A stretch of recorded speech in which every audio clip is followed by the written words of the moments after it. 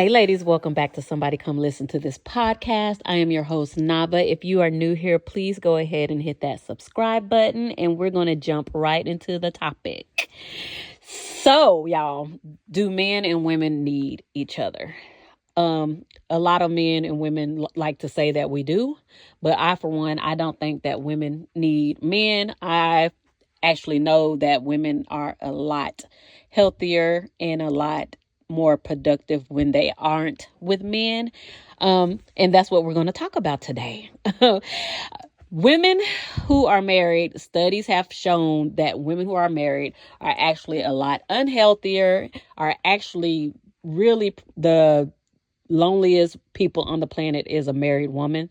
And there are many scientific reasons for this. There's reasons why men and women cannot communicate with each other. If you're married, 9 out of 10 women will tell you that they cannot communicate with their husbands, that they feel lonely in their marriages. And me, honestly, y'all, I don't think that most men want to get married. Anyway, I think 9 out of 10 men never wanted to get married. Their wives kind of just forced them into it because women want marriage so bad. But women are forcing themselves into like horrible situations because most women are really ill and really overweight and just not healthy when they are in relationships. But I'm not going to talk too much. I'm going to get into the reasons why men fare better. They fare better when they are married versus when they aren't married, and how marriage and being in relationships with men is actually harming women. So let's get into the videos and I'll be back right after this. That facts. married men live typically longer than single men. Married women don't typically live longer than single women. And in fact, we probably die earlier. Men live longer because she makes him go to the doctor. She yells at him when he's texting while he's driving. I mean, it's like she's the supervisor. She's the super ego, if you will. And they're taking care of their brood. Women live less long because of the chronic stress from the men. When I heard you say that, I was like, well, what do we do about that? And in fact, actually, what do we do about that? You take care of yourself. You know, when you're on a plane and someone says if the cabin pressure goes down and the masks come down, put yours on first. And women don't do that. I have seen they take care of everybody else and they don't take care of themselves. Women have 80% of autoimmune disease in this society. Diseases where the immune system attacks the body happens to women much more than to men. Things like rheumatoid arthritis, systemic lupus, chronic fatigue, fibromyalgia, inflammatory diseases of the gut. Why? Compulsively concerned with the emotional needs of others rather than their own. Identified with duty, role, and responsibility, so their work in the world rather than their own true selves.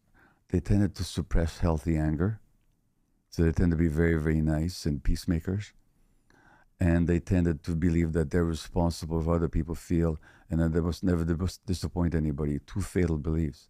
So these are the people that, according to my observation, but according to a whole lot of research as well, that I didn't even know about, these are the people that tend to develop autoimmune disease. Now, in this society, which gender is more acculturated, programmed to suppress their healthy anger, to be the peacemakers, to be the caregivers? Women. This is a function of a reality that a lot of people deny, but it's a patriarchal society, which we can talk about, but it's not a conspiracy. It's just how it works. So me in my marriage, expect my wife to absorb my stresses. And if I'm unhappy, guess who I blame? And who do I take it out on?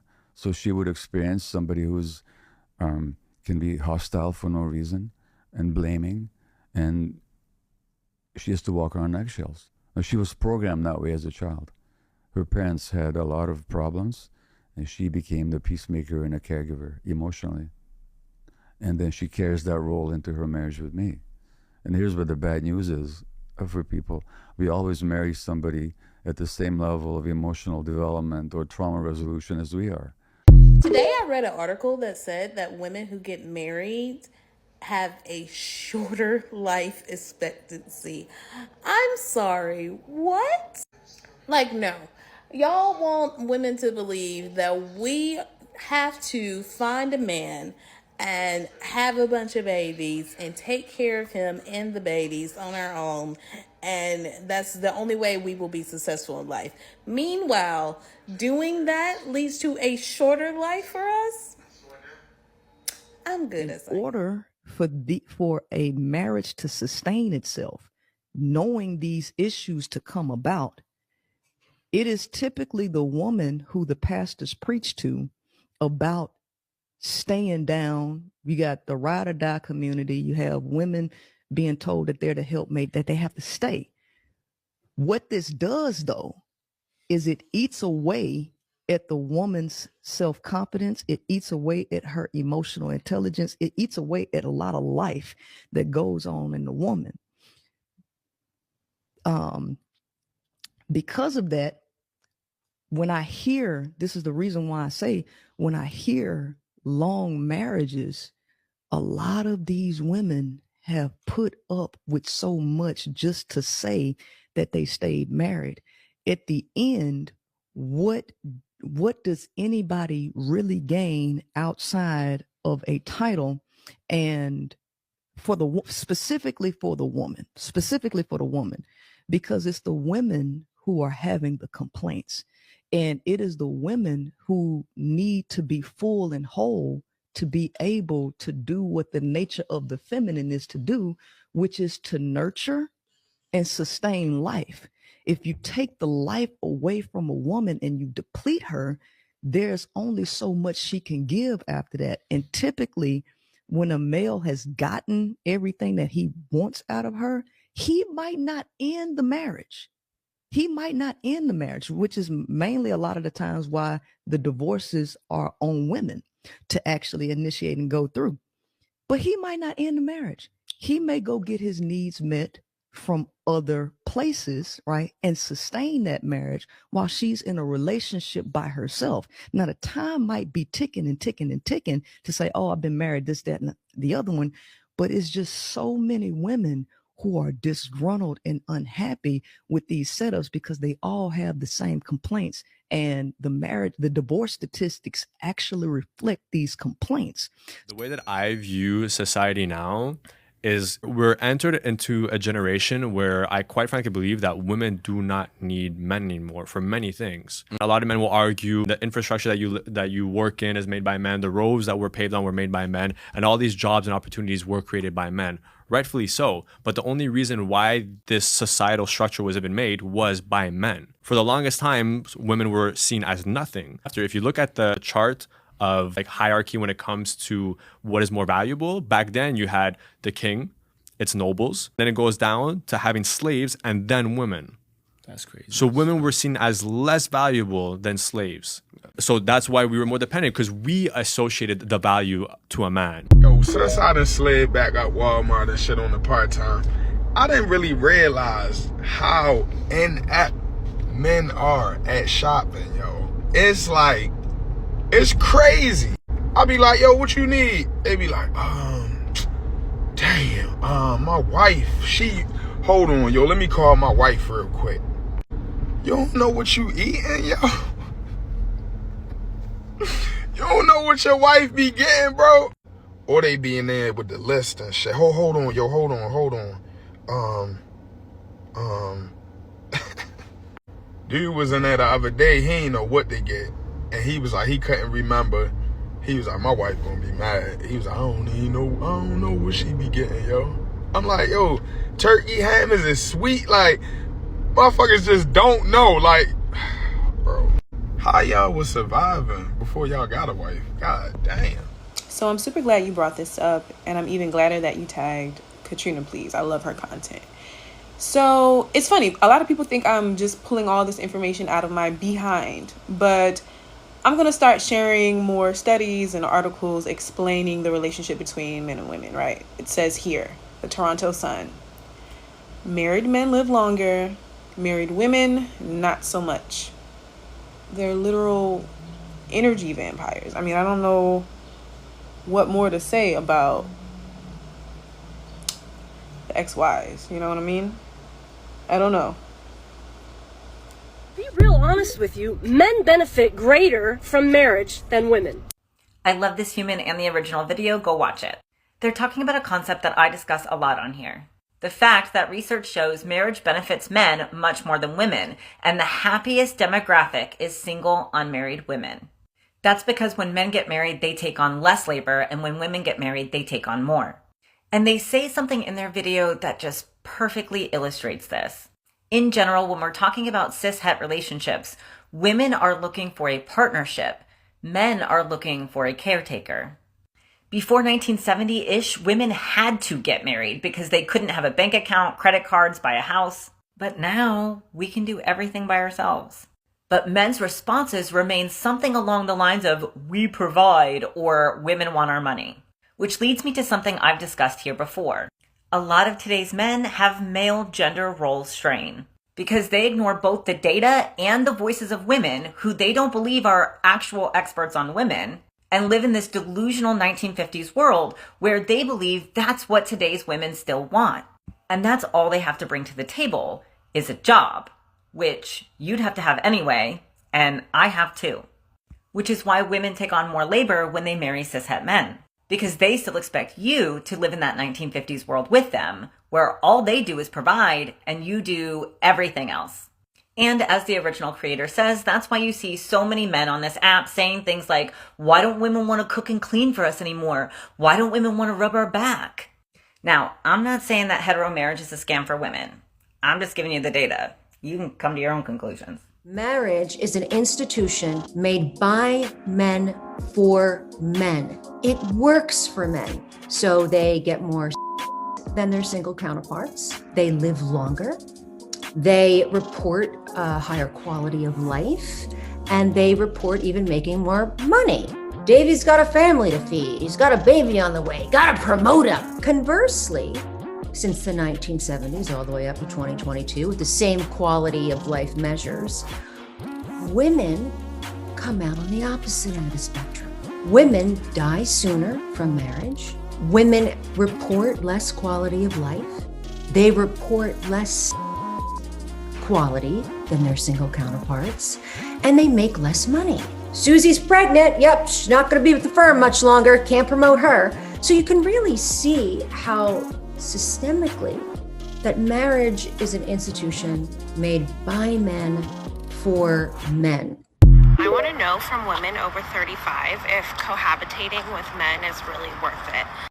It's been said before, but I'll say it again. Marriage isn't really good for women. Women don't benefit from being married to men. The comment section on this video is full of women who say this, happily married here, and I say this without weirdness, but if he dies first, and he knows this, LOL, I will not do it again. So many of the comments came from married women, women who claim to be happily married, who say they would never choose to live with a man again. And I think this speaks volumes about the dynamics that exist in our culture overall, right? When men get married, they expect their wife to take care of them, to cook for them, to clean for them, to take care of their children, to have children for them, and they go off and work. But in today's world, these women are also working. And so not only are they working full-time, but they are also expected to care for the home and the children and do exponentially more work in the home than their partner. And oftentimes these men have been raised without the information or expectation that they'll take care of the home themselves or take care of the kids. And so even when they try to help, they need a list, they need her to tell him what to do, and it's exhausting for women. It's been shown that marriage isn't actually good for women. Women who are single do better than men. Also, having children isn't really good for women, right? We have the wage gap, the motherhood penalty, and the fact that having children can put women at a higher risk of financial troubles in the future, right? Marrying men, living with men, and having children doesn't quote unquote benefit women in the same way it does men, which is why so many women say they would never do it again. And that's also why so many men remarry so fast. I'm just going to come out and say it. All women who are running around saying that they're happily married and would never do it again is because they're lying.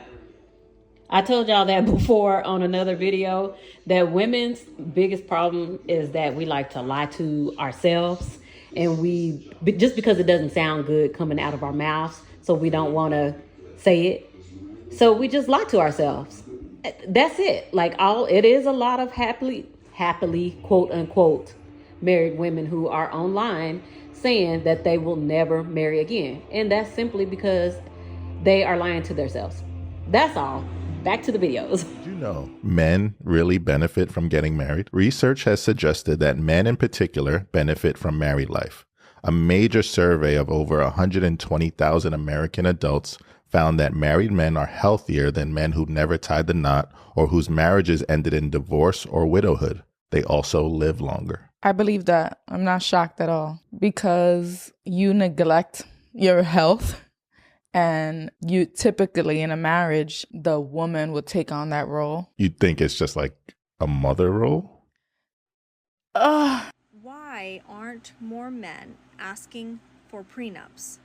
Because most men will not become successful unless they are married. Outside of the entertainment industry, men are more likely to be successful if they are married, and women are more likely to be successful if they are single. You don't have to believe me, just Google it. There are a lot of people on this app, especially men on this app, who like to say that marriage doesn't benefit men, but generally marriage most often benefits only men. Whenever a child is born, a woman is typically the person that takes off time to take care of the child. And if there's a stay-at-home parent, most often it's going to be a woman who is a stay-at-home parent.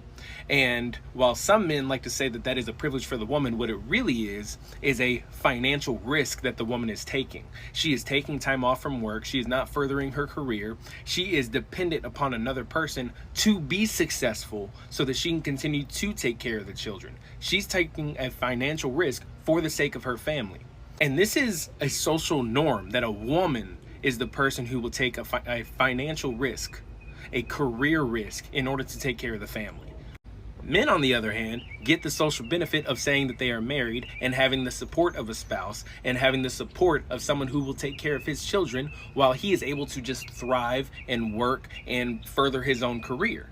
It is true that 50% of marriages end in divorce. It is true that 75% of divorces are initiated by women. So how come men don't want a prenup for their marriage? Most men don't have very much before they get married. They become successful after the marriage. Incredible phenomenon. If you are in healthcare, you may have noticed this as well.